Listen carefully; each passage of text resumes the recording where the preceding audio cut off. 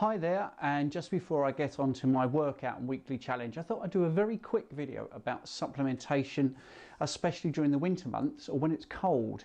There's a lot of talk about vitamin D supplementation at the moment because it seems to be very good for fighting the flu and other types of viruses.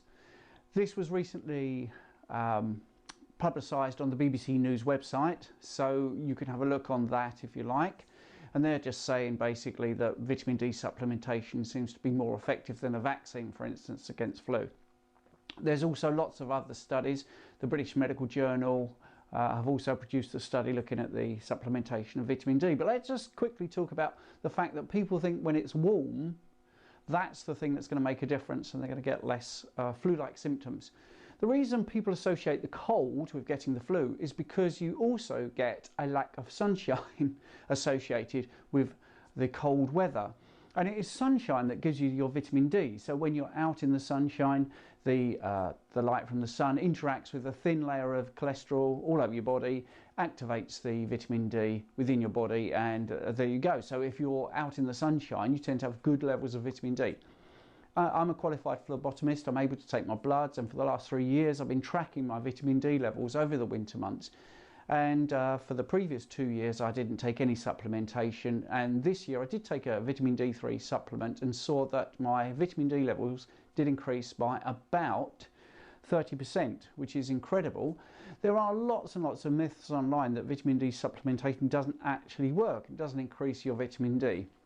But these studies, like I say, on the BBC website, on the British Medical Journal's study, and in my own personal experience taking my own blood and using supplements, it does seem that your vitamin D can actually increase. Now, why is that important? Vitamin D is a very good indicator of how well your body is going to cope with any infections or viruses. So you do need good levels of vitamin D, and it's also very difficult to get it from food.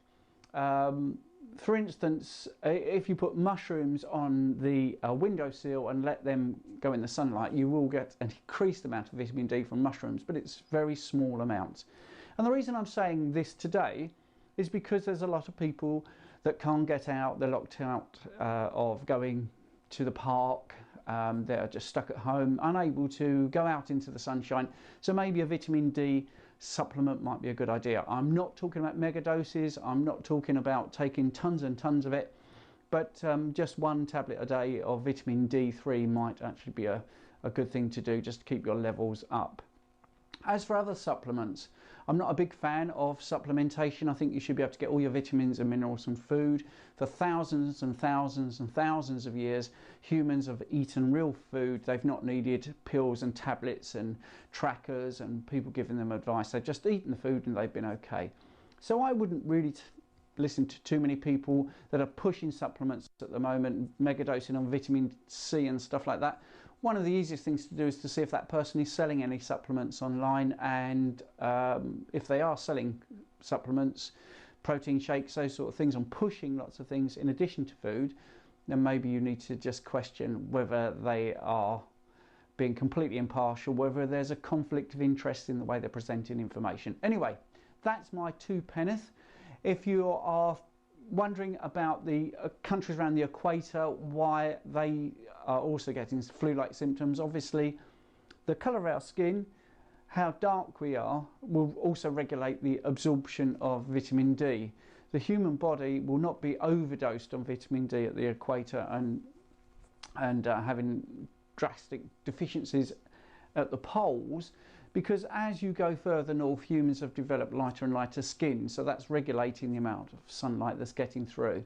So humans have, for well, literally millions of years, been evolving to be able to work out the right amount of level of vitamin D in their body, and we really need to trust our natural way of working.